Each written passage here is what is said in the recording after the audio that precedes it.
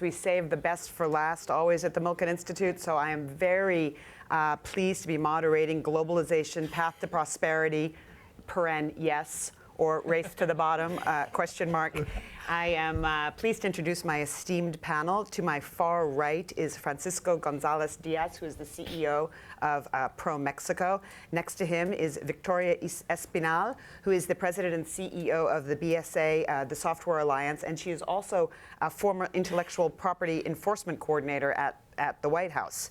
To my immediate, my left is Tony Fratto, who is partner and founder of Hamilton Place Strategies and former deputy press secretary at the White House, and I'm happy to call a friend as well. Next to him is the Honorable Clark Roberts, who is Deputy Minister of International Trade for British Columbia in Canada. And last but certainly not least is the Honorable Stefan Selig, who is the Undersecretary for International Trade at the U.S. Department of Commerce. So let me start. Well, Indiana, right? We have the Republican nominee in this country. Let me start by just reading something from the Financial Times today. For the first time in modern history, one of the two parties will nominate a person explicitly opposed to globalization and free trade. Rarely in democratic history has such a deeply established party, indeed the grand old party, so totally inverted its worldview, let alone with such alacrity. Tony Fratto, you were in charge of communications at the White House, and you run a communications shop now. So what happened? It's funny, when I was at the White House and Treasury before that, a lot of times I'd have people, come into my office and present some problem and say, we need to talk about this. We have a communications problem. And I'd look at, what they're presenting me and say, you don't have a communications problem, you have a facts problem. I actually think the opposite is true in this case. I think actually we really do have a communications problem in a lot of different ways, and the way we think about globalization and trade. And we talk about, we have some facts problems also, in that we tend to not acknowledge certain things. There's sort of I feel like I've been dealing with trade since the 80s, and as economists, you always talk about trade in a certain way, and one of the problems of communicating with it is we say that the benefits are dispersed throughout the economy, and the disruptions are acute. You could see a factory shut down, but you don't see the benefits that accrue to the entire economy. I think that's largely true. That explains some of the feelings about trade. The bigger question is why now, and why is it a bigger problem? I think part of it is in this election cycle, what we've seen from Trump tapping into certain voters that he is speaking for, that he's brought into the party. I think you would all be really surprised, though, if you think about America and where it stands on trade today. Gallup has been running this question since 1992. And they ask it both in both ways, with positive and negative views on trade. And trade is actually relatively popular today. About 58% of Americans have in the Gallup poll, that's very steady. But steady in the sense that questions are the same. We've seen it go up and down in different ways. But the thing what makes me get up in the morning and want to go out and fight for trade is that most Americans are actually in favor of more trade, and I think that's really, really important to remember. And so we need to figure out how to activate and help those voters be more intense in their views and have a greater impact on the electorate. A second thing to remember is that the way that companies interact with the global economy today is very different than it was 30, 40, or 50 years ago. In the way we source supplies for companies. So you take a company like Boeing.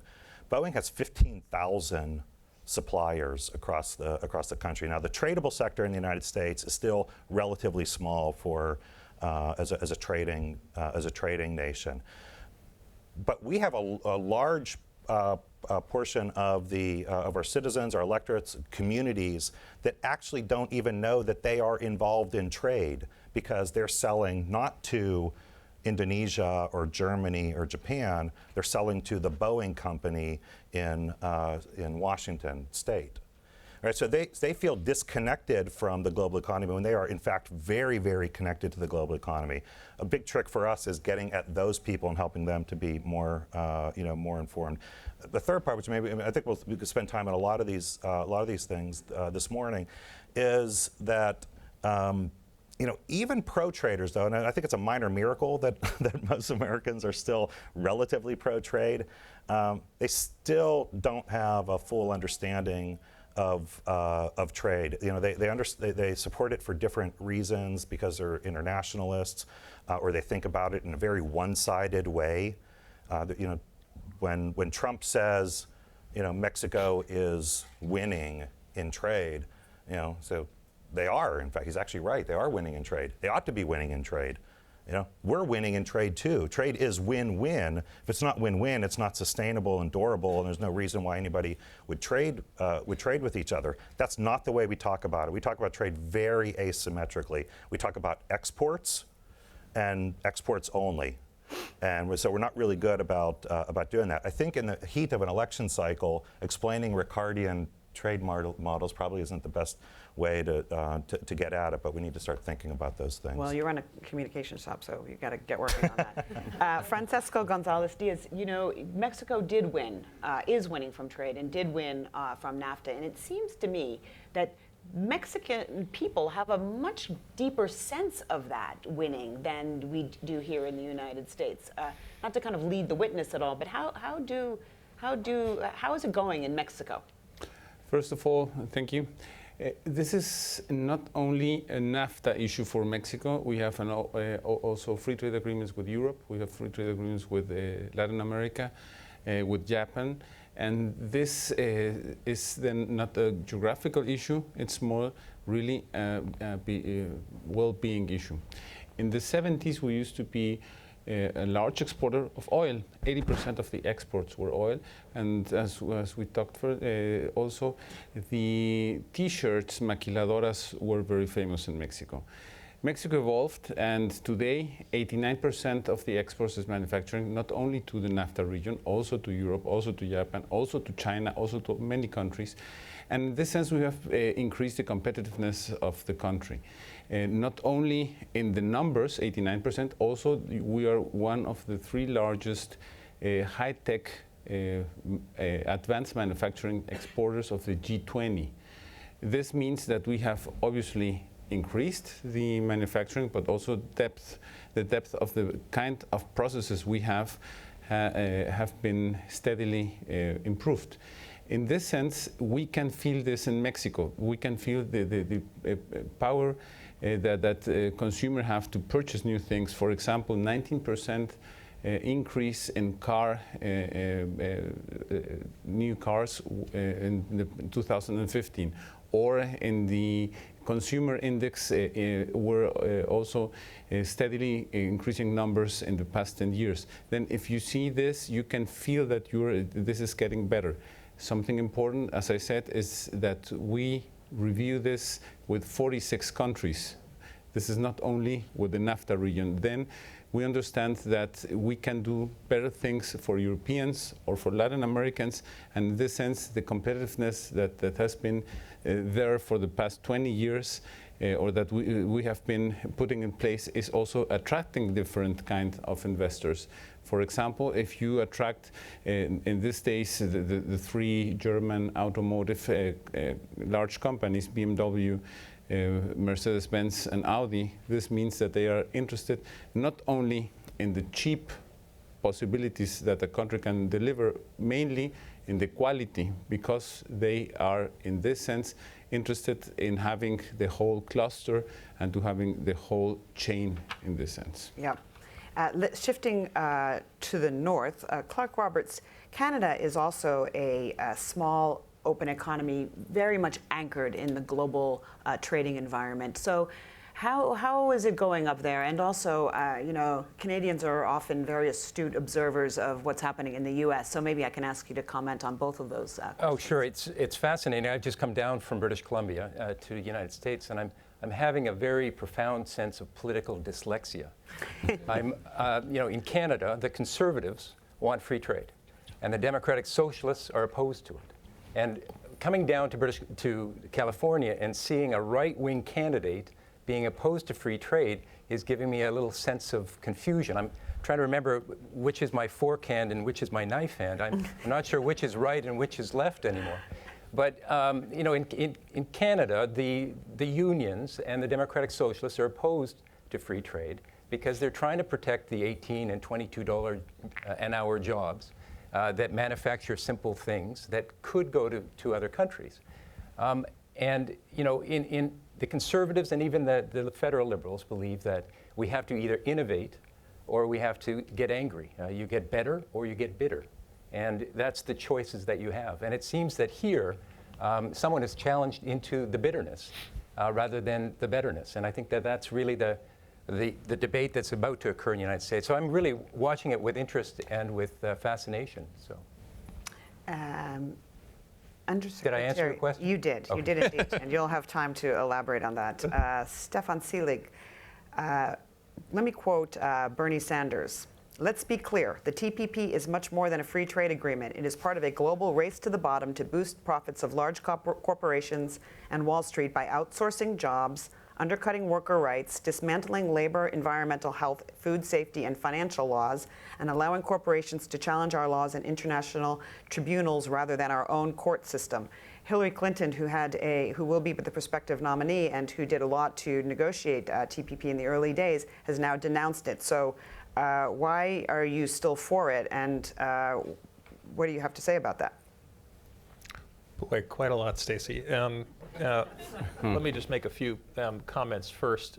I really echo Tony's point that sunlight is the best disinfectant here in terms of addressing some of the misconceptions. He talked about some of the Pew and Gallup polls. One statistic he didn't mention actually is 67% of millennials actually are in favor of free trade. So we were together in a panel yesterday with Mike, who I think made the important point that the dialogue in this election season is not necessarily reflective of where we're going to end up in the election, let alone the actual sentiment of the U.S. population. And I think the polls, bear that out. As it relates to some of those comments, I would say that if you look in the United States coming out of the financial crisis, trade was, and investment, by the way, were a large part of what brought us out of the global financial crisis between 2008 and 2014.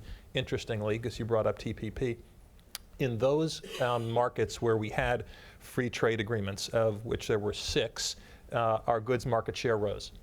In the other 5 where we did not, our goods market share shrank. And so I think that is a very good example of what trade agreements can do to help drive economic growth. Now, this is not just an American phenomenon. It is a phenomenon around the world. We've heard from Canada, we've heard from Mexico already, but if you go to Latin America, I think in this particular environment, you see that quite starkly. So if you look at the economies of the Pacific Alliance, which are Colombia, Peru, Mexico, of course, and Chile, and you look how they have performed over the course of the last handful of years versus those economies that are not integrated into the global trade environment, namely Brazil, Ecuador, and Venezuela, you see an extraordinarily stark contrast. I think everybody might have seen the paper today about what's going on in Brazil, but all 3 rating agencies now have their debt rated in the junk area. Ecuador, the economy is going to contract again this year, and Venezuela is suffering the worst recession it's had in 70 years. So those economies that relied on the commodity supercycle, protectionist policies, and subsidies are in one place, and those other economies that were integrated into the global supply chain and the global trade environment performed wildly differently. So I think there's a lot to say, but maybe at least with that I'll stop. You know, let me stay with you for just one more. You know, can you explain TPP and why we should be for it and why you are for it? You know, what is it exactly? Well, it's a 12-country trade agreement, and quite simply, I've been doing this for a couple of years, but before that I was in the private sector, in the business world, and I'd say it's a very simple notion, which is 3.2 billion consumers are going to reside in the TPP markets by the year 2030. That represents 40% of global GDP and the opportunity to eliminate 18,000 separate tariffs. So the ability for the United States or any one of those countries to participate in that market is unprecedented. And in a world in which 95% of consumers live outside of the US borders, that is a necessity for US companies. So the fact is, for the better part of a century, we had a very large and growing economy, frankly bordered by 2 oceans. And we did not have to think about the importance of exports and investment. The fact is that demographics are changing, population growth is changing, and if US companies want to continue to grow and prosper, they are going to have to be able to sell to those markets. The other thing I would say is we are dealing in an economic environment where we're at the end of the rope largely on traditional tools to drive prosperity and growth.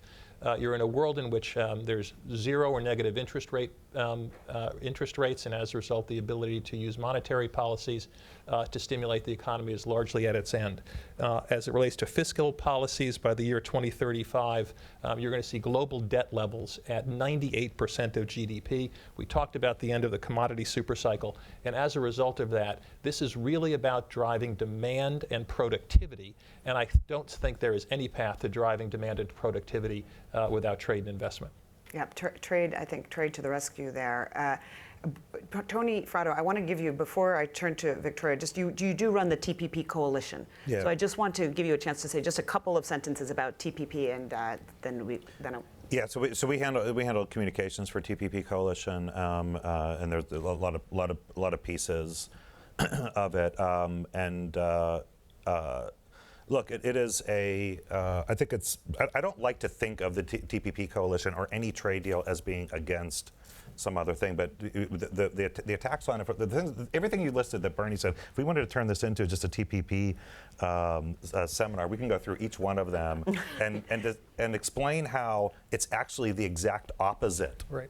Every point he made there, it's the exact opposite of the benefits that come out of TPP. So the challenge for us is explaining this to the American people on all of these issues where the opposition is the opposition is able to say things that are really shorthanded. The answers and explanations take time and the understanding of concepts to get past. That's our challenge, and we're going to have some time to do this, but we're going to be doing it in the context of not just a Voldemort character and Donald Trump saying things about it, but also Secretary Clinton, who throughout her career has been a pro-trader and actually had a lot of positive things to say about TPP when she was Secretary of State.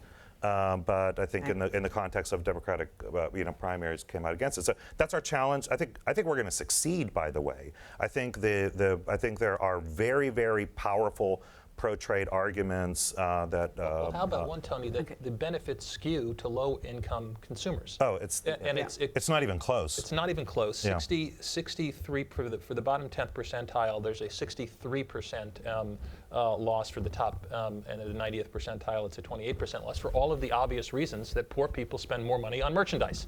And so it really is exactly the opposite of the argument that some of the candidates are making. Okay, I'm going to evoke my power as moderator to let Victoria Espinal talk. So tell us how we should be thinking about, from your perspective, how is trade different now, and how do trade agreements have to reflect the new future of trade? I think they need to reflect the future of the world and the global economy. So software is an industry that is going through a radical transformation. And not only are software companies going through a radical transformation, but what we do and what we let human beings do is pushing beyond all known boundaries of human limitations in the past. We are having, and I think we will let human beings achieve things that have been previously beyond our conception. So we are going through this radical transformation, and there are a lot of exciting things happening there. I think you could say, what does that have to do with trade? And I think if you're talking about traditional trade, candidly, not much.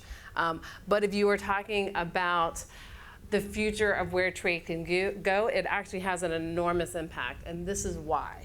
All of the things that we are working on, artificial intelligence, predictive data analytics, the power of the cloud to bring not just greater efficiency, but access to computing power on a scale that has been unprecedented and is going to lead to all the health breakthroughs and education breakthroughs that we've been talking about at other parts of the Milken Conference. All of that depends on the ability of data to move back and forth across borders. If data cannot move across borders, those things will not happen. And as amazing as the promise of what we are seeing as we sit here today is, it is nothing, I think, compared to what the futures hold. We are still talking about an industry that is relatively nascent. And if governments move forward in putting policies that put a shadow over that, so for example, policies that would require data to stay within their borders, internets that are kind of limited to the national borders of a particular country, those I think will have a major impact on hindering and avoiding this enormous potential that lies ahead of us. And so if you look traditional trade agreements, NAFTA, the WTO, they don't address those issues, and fair enough, they shouldn't have. That was a world that did not exist 20 years ago. But if we are looking at what trade agreements can do today, and TPP is the first example of a trade agreement that actually addresses this issue. So TPP is the first trade agreement that has rules that says the default is that you cannot limit the internet to the borders of your country. The default rule is that data has to move back and forth across borders. That sounds super wonky, but it is actually incredibly powerful. And all of the promise that we are seeing coming from AI, from predictive data analytics, from cloud computing, literally cannot happen unless that is the case. And I think that is, because it's an issue that's cutting edge, because it's an issue that has not traditionally been the focus of trade agreements, I think it is one that people don't understand as well as they should. And maybe it goes back to some of the communication challenges that we have. But when we in software and tech look at TPP and when we look at the future of trade, that is what we are focused on. And that is absolutely essential. And I think TPP for us is a historical agreement, not just because of the countries that are involved and the importance of the economies and the kind of larger geopolitical implications of TPP, but because it is the first time that we are attempting to set up an international framework that will support the future of what the global economy will be. Well, we do have a rule here at the Milken Institute, 1 geek per panel. So now, I'd like to go down the row and ask kind of a 3-part question. The fact is, though, for all of this kind of positive talk, trade deals are dying and global trade flows are much lower than they were even just a few years ago. So first, and pick which of this you kind of want to respond to. We'll just go down the line. How do you explain that? Is that structural? Is that the move to a service economy? Or is that about something else? Second, where are the opportunities as you see them in global supply chains and the like? And so where do you think the opportunities lie? And then third, what is the right strategy actually for, if you do believe in free trade, for negotiating those? Is it really a multilateral or is it more of a bilateral strategy? Or what, from the lessons that we've learned, how should we think about these issues moving forward? So let me start on my far left. Thank you. First of all, I will attend to the second question to try to answer this one. Okay. The global value chain. The global value chain is something very important. If you buy something tagged with made in Mexico, here in the US, you're buying 40 cents for each dollar that has parts or services or something aggregated into the product, into this dollar that you're paying. If you buy something from China, you will have only 2%, 2 cents. In the case of Europe, only 12. But intra-Europe, you will see that there's a huge value, a huge amount of value in the dollars and the euros you pay from products that are tagged with the made in France. There are many, many parts, services, other things, ingredients that come from Europe. The idea of the value chain is really to have the roots of the free trade so you can produce in your country parts that come and go many times. For example, if you buy a Focus here in the US, you will see parts that cross the border 8 times. If you see the airplane from Bombardier here, the Global 7000, the tail is from Mexico. Okay, this is your plane. The tail is from Mexico, and the cap also. In the fuselage comes from so on other countries. And the idea is that in each part of this global value chain, you will have the best producer, you will have the best in class for having this part of the car, of the plane, of the thing you are buying. Then you are being more efficient, more productive, more competitive, and in this sense you are also being kind to the to the many resources you have around. If you have to spend continuously more and more labor or raw materials, then you will also stress the system. If you are going in the global value chain, you will see that you have the best in class for the product. And this is something also for the communication issues. If you only attach to the job issue, you won't see that, for example, the price for the consumer is lower if you have free trade. But not only that, you have also a larger market, so you can sell your machines, your cars, and so on. And also another thing is the parts. If you have free trade, you can buy the parts from different countries, from different sites, and so you can have also best in class.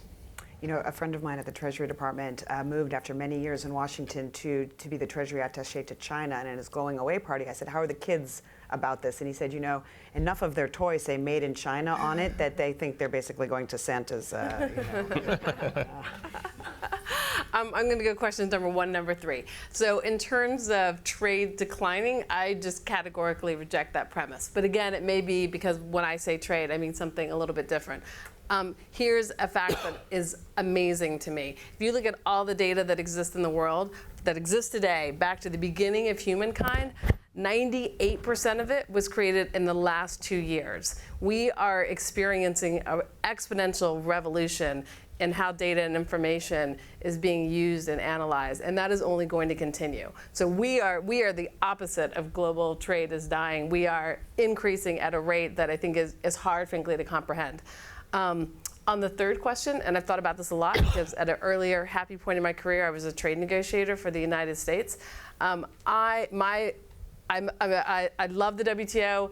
I think there's an enormously important potential place for the multilateral organizations. That said, at this moment, my own view is that I think we need to be working on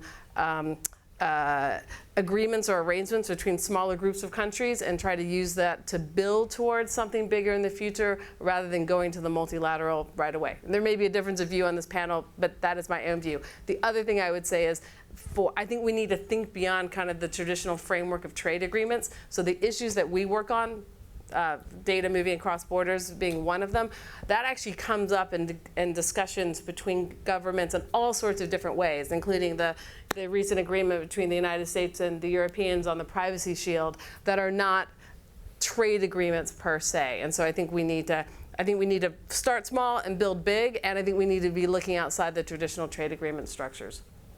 I hope I didn't screw up my mic. Is that working? No, you're good. All right. Actually, to take issue with the first point, the slowdown in trade flows, yes, that's happening. It is overwhelmingly a global macro phenomenon. I mean, it's slowdown in China, slowdown in Europe explains the largest portion of that. We are in a global, lower level of global growth and have been for a little while coming out of the crisis. And I think there's still some room to run on that. I do not think that at all that's the future. In terms of the popularity or relative popularity or lack of popularity of trade deals, despite what we're seeing, again, in the United States and in Europe and a handful of other countries, there's a literal explosion of trade negotiations going on around the world. I mean, there are dozens of official free trade agreements being negotiated between other countries. There are hundreds of bilateral investment treaties, bilateral tax treaties being negotiated right now. The idea that the world is turning away from openness is just flat out wrong and not belied by the facts. It is becoming much more open and much more connected. Really, only in this country and in Europe right now are you seeing this level of trying to hold back the tide on trade, and even then, it's more rhetoric than reality. Companies are becoming much more globally connected in in the way that they're sourcing their products, and so then on the question of bilateral or global trade deals or regional, I think anyone who had I don't know what it was, 10-year experience, 8-year experience on Doha, feels really beaten up and bruised, and and there's not a great appetite to go do that again.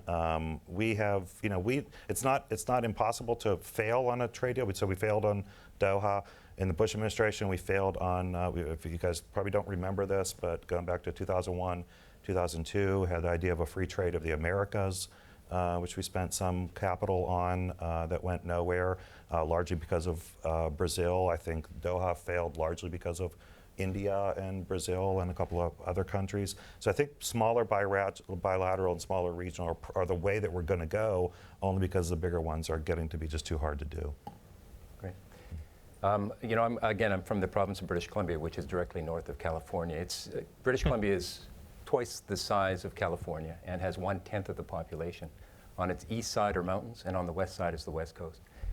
British Columbia was built on trade and continues to build on trade. And 25 years ago, 80% of our trade went to the United States. And that number is now 50%. We have been diversifying both where the products are going and also what type of products they are. And that's been our success, because in 2007, we did not actually feel the global financial crisis because we had built up so much connections into Asia. And so we've been able to survive only through trade. And we see the Trans-Pacific Partnership as another way. It's not a panacea, it's not a complete solution, but it's a growing of the market in diversification and in of the product and of the marketplace. We see the need for a growing middle class internationally, because when you have the money to pay for quality food and be insured to have quality water and clean air, those are things that we can help with. And so we want the world to succeed. We want the world to have jobs. And part of that facilitation is this open market, so that we can all grow together. So we're very hopeful, and we're very optimistic about the future, and with free trade as part of that. So I guess, Stacey, I would agree with everything that was said prior to me, with the exception of Victoria's and Tony's point about bilateral versus multilateral trade agreements. And for sure, as we're seeing in TPP, let alone Doha and other instances, these are hard to do. Doing a 12-handed deal, by definition, is easier than doing a bilateral deal. I think the question is, do you get more bang for the buck? And that's the bet.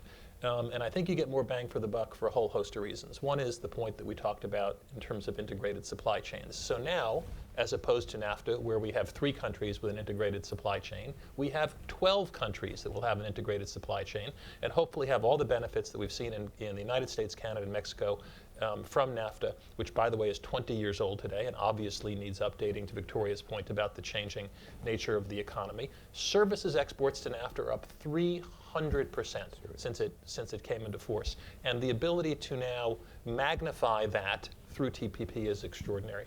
I would say also the point that Victoria made, that WTO clearly has some limitations, which we are seeing. There are a number of members who are uninterested in reforming the WTO. Clearly, there are a number of outdated rules that we have to deal with. And so that is what we are trying to accomplish in TPP. And I think the light is worth the candle if we can get there, for sure.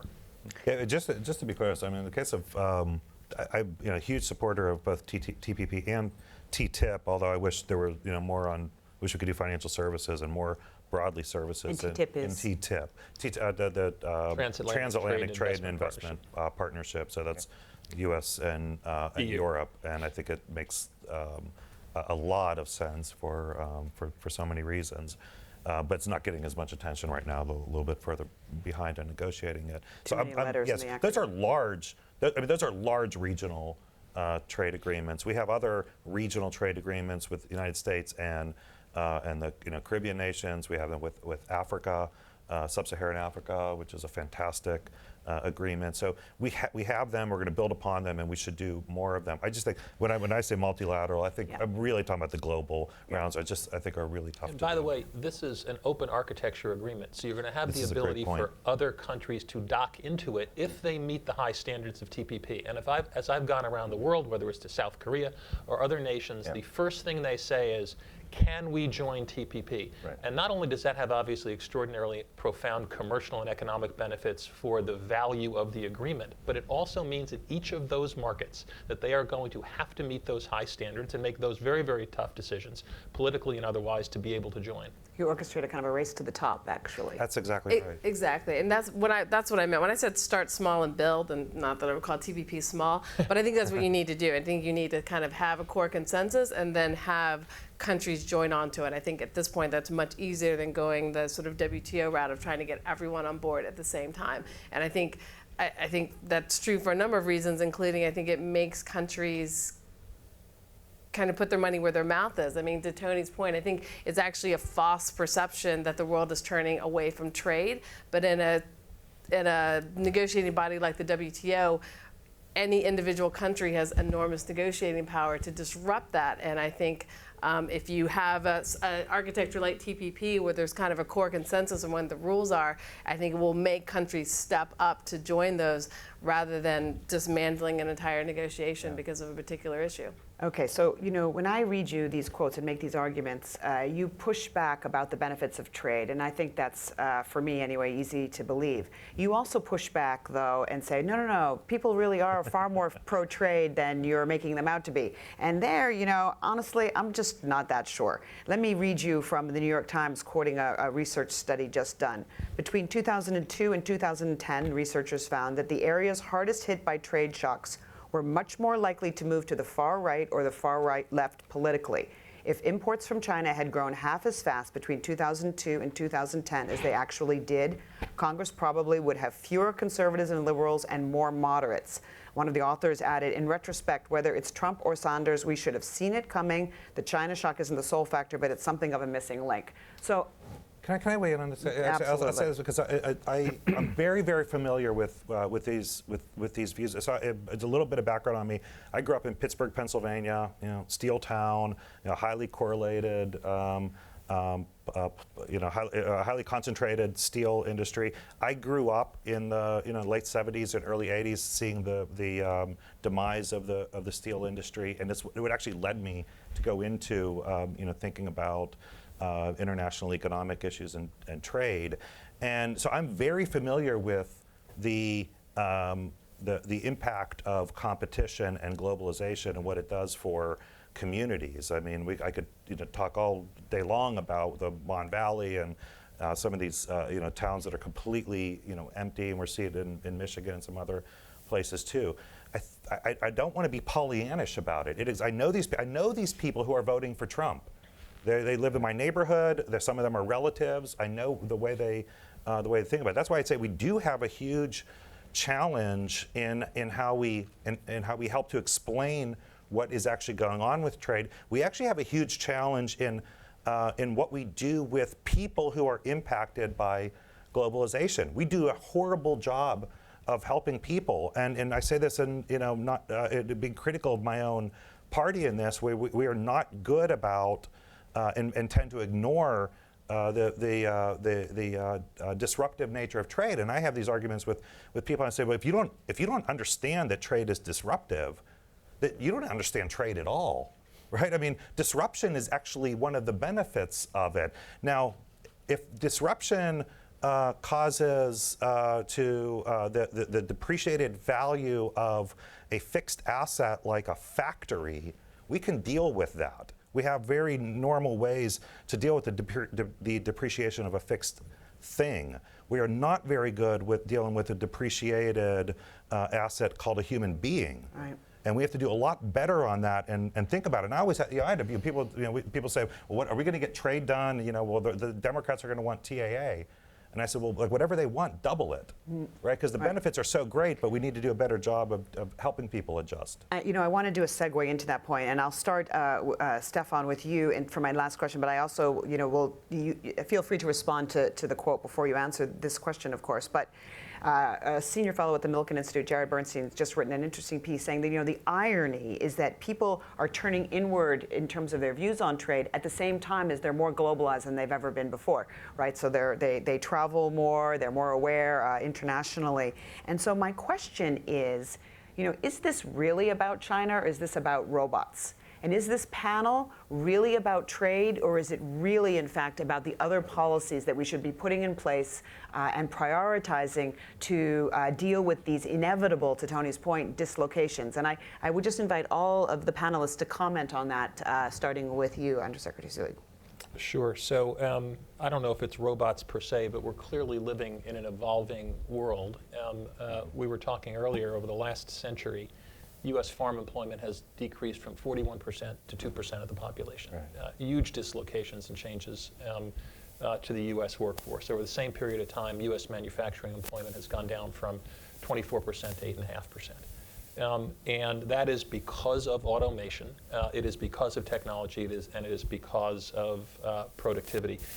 The president this week wrote a piece for the Washington Post, and I will just quote one thing that he said, which I think addresses your point exactly, which is building walls to isolate ourselves from the global economy would only isolate us from opportunities. And I think that is really the issue, and the issue that we are confronting and we are facing. I would also say, to Tony's point about TAA, the United States is very, very good at acronyms and jargon. That is Trade Adjustment Assistance.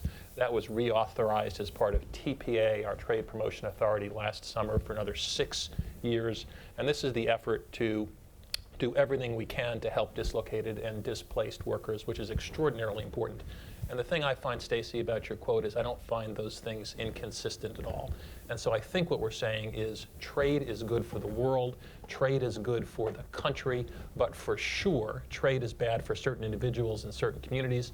And we as a government and governments around the world have an affirmative responsibility to do as much as we can to address that issue. And TAA is one important part of it. It includes income support, healthcare coverage, tax credits, training, redeployment assistance, amongst other things. Well, I'm not going to step into the U.S. stuff, if you don't mind. I don't blame you. In terms of, in Canada, there's really been a debate about free trade. Obviously, continues to be a debate.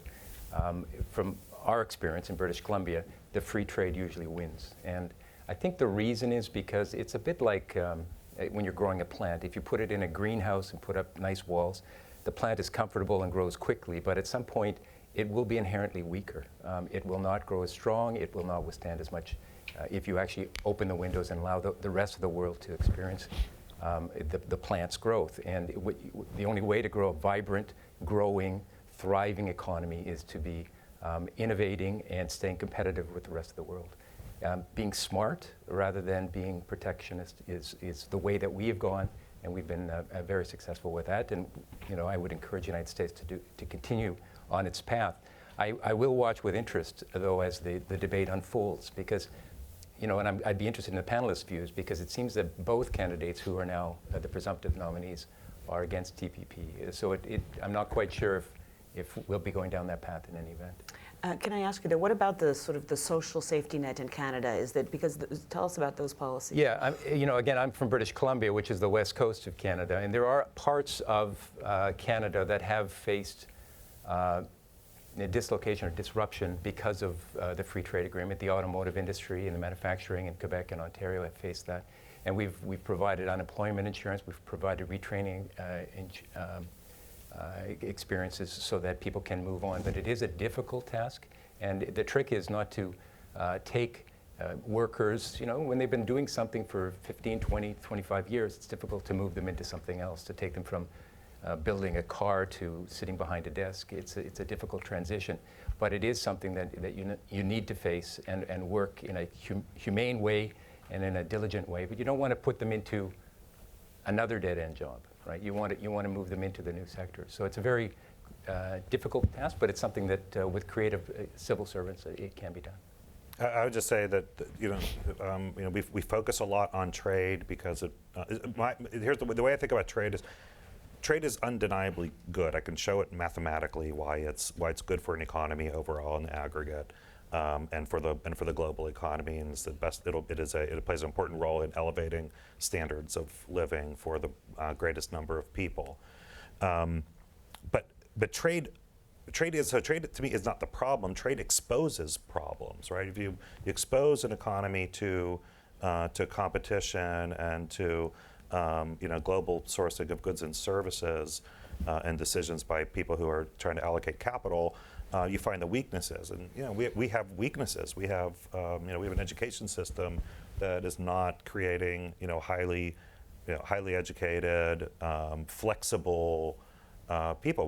We have major urban school districts who are only graduating half of the 9th graders who show up. That's the crisis. A trade isn't the crisis. The crisis is not creating people who are flexible and getting the education they need to deal with a globalized world. And they are going to have to deal with it one way or another, because this isn't. We are not going to be able to stop a much more open economy. The Brookings Institute, which is a tier 2 think tank in Washington, estimated that TPP would build about $14 billion in economic benefits to the U.S. So it seems to me that might be one of the better ways to pay for some of these social benefits. So look, I think there's a lot of concerns out there, and I think they're legitimate. I kind of agree with the fact that I'm not sure they're actually about trade, although I think when you are worried or scared, there can be a tendency to look inward, and trade is inherently international, and so therefore kind of that concern can come to rest on trade, even if it's not really about trade. I think there's a lot of concern about job displacement. I think we're living in a world that's changing very, very quickly, and people don't understand and don't know, I don't think any of us know kind of what exactly that future is going to look like, and so therefore people aren't sure what their place in that future will be, and that's an inherently scary thing. So I think, kind of putting aside trade, kind of traditional trade, I think, our industry, I think we need to be thinking about that more. I think we're driving a lot of that change, and I think I firmly believe that not just the global economy, but the quality of human life is going to improve.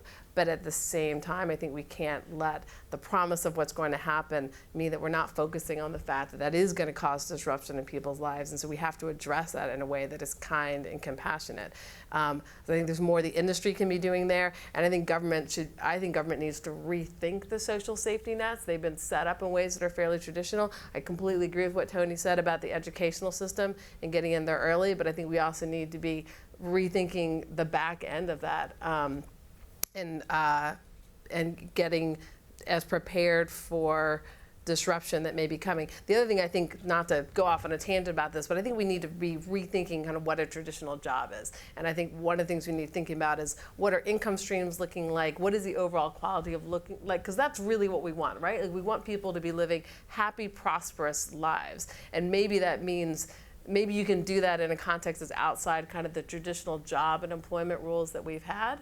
But that may mean that the way that government set up those social safety nets is going to need to shift as well.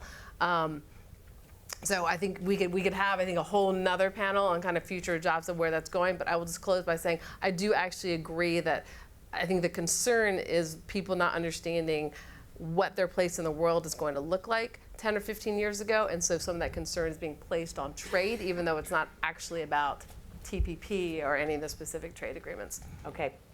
Thank you. I would like to add also another issue of aging. Aging obviously is the first time that mankind will have, instead of pyramids, columns of the population. And this means that automation is needed. It's not a bad thing.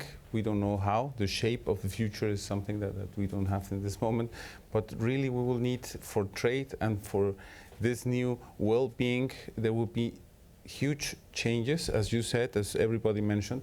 But one of the pillars of this new changes will be, for sure, the aging issue. Okay, for a lightning round at the end, let me broaden this question to beyond trade to globalization more broadly. And let me ask everybody, what do you think needs to be done if you accept the premise that globalization really is the path to prosperity, what needs to be done? What should the priorities be in your countries, in our country, both in terms of the substance on the issue, the broader policy substance, and of course the communications education effort? So can I put you on the spot and start again with that, Sure. with on that end? And we have 4 minutes left, so everybody gets slightly less than a minute.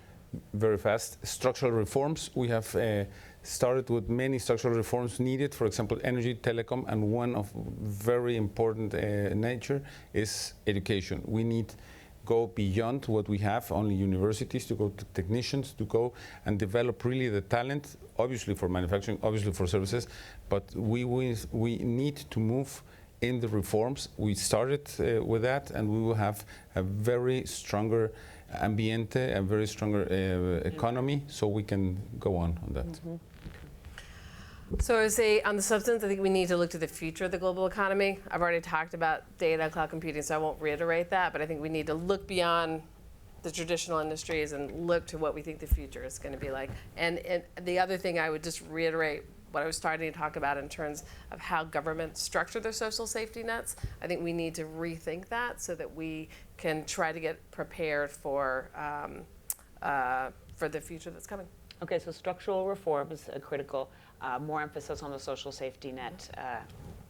I would focus on a fundamental understanding of a couple basic concepts that I think the Undersecretary mentioned that where millennials are in thinking about free trade. I think one of the reasons is that they have a general view that things that are open are probably pretty good.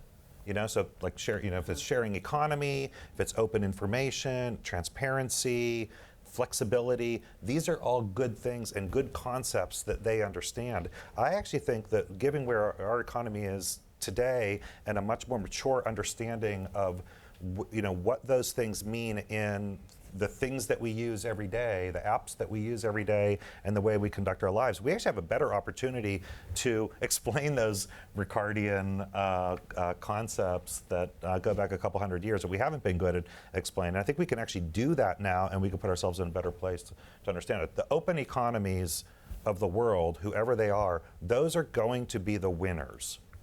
We need to let people understand that. Now, how we deal with all of the other frictions will do that. And when you say open economy, do you mean trade, or do you mean the more than that? The movement of capital, people, and goods and services. And you need all three to have the best functioning economies. And where you put information in those, I don't know, but it should be capture information in there also. But that type of openness means that the people and firms are going to be, and governments are going to be put to tests to serve people and to serve consumers in the best ways at the best prices, and that's going to be good for elevating standards of living. Well, I'll take 20 seconds. The government has to keep a balanced budget and has to keep a very low tax base and stay open to the economy, attracting investment and promoting exports. But I think very importantly, we've got to get our students to think globally. I think cultural literacy, understanding other economies, understanding other languages, being part of the international community is very important as well. And Stefan, as Undersecretary for International Trade, this is, of course, your personal responsibility, the success or failure of this. So what do you advise? You got 40 seconds. You have 40 seconds. Well, I guess maybe in those 36 seconds, I would end by saying we spent a lot of time talking about the importance of trade and investment for driving growth and prosperity in the United States and the world and creating high-paying jobs. But we shouldn't lose sight of the importance of the interconnection of globalization. And that interconnection in today's world is going to have ramifications for fighting leadership on climate change, fighting Ebola, and a whole host of spreading human rights and democracy around the world. And I think this is in no small part about connecting people, businesses, and governments. And in my experience, where you can build those relationships, you have the best chance of fighting what are truly global challenges. Wise words to end by, and I'd like to thank my panelists, and thank you for coming.